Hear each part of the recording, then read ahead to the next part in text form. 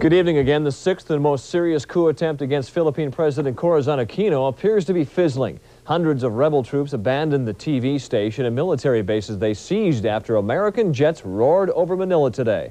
Aquino says the rebels are routed, but not yet vanquished. We get more now from Ressa.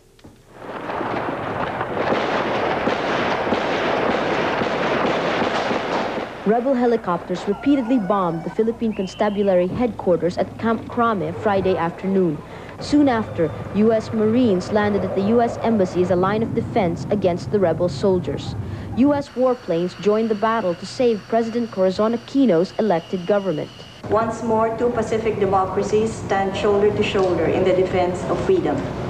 The fight is joined in earnest. The outcome is assured. By nightfall, victory for government troops seemed certain. The rebel soldiers at the government station surrendered their site. Sporadic fighting increased with chance meetings between rebel and government troops. Again, rebel troop movements began with nightfall. Hours before daylight, government and rebel troops are amassing for what looks like their biggest confrontation yet. Ironically, they meet on what was once the site of the People's Power Revolt of 1986. It is a politically bankrupt movement. In other words, if militarily it has shown strength, politically it is short-lived. It is condemned to failure. Unlike the People's Power Revolt and past coup attempts, when civilians cheered Aquino's forces, this time they watched in silence.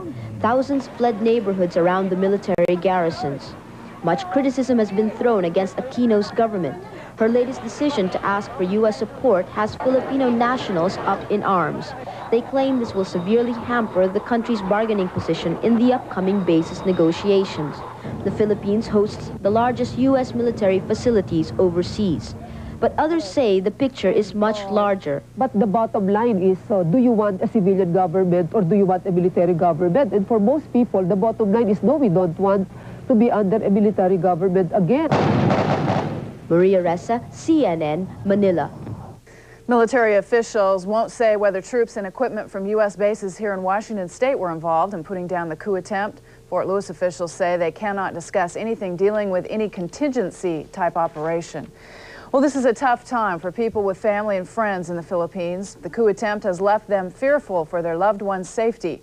Gail Jackson talked with a woman who's keeping a close eye on the news out of Manila.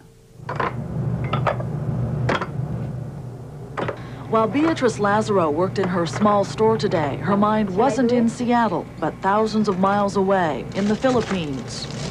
Oh, I'm really sorry for those people down there, especially my son and his family and my brothers and sisters and their families. I'm really worried. Lazaro left the Philippines many years ago. Her son stayed behind to run the family's embroidery business near Manila. Neither Lazaro nor her daughter Marissa have heard from him or their many other relatives. Lazaro just prays they're safe. She's encouraged by news things are settling down in her native country. I'm really glad about it. I'm thanking God about that. Lazaro may have left the Philippines in body, but not in spirit. She sells only Philippine goods in her North Seattle shop. And as she works, she waits, hoping for news from her family so far away. In Seattle, Gail Jackson reporting for the 10 o'clock news.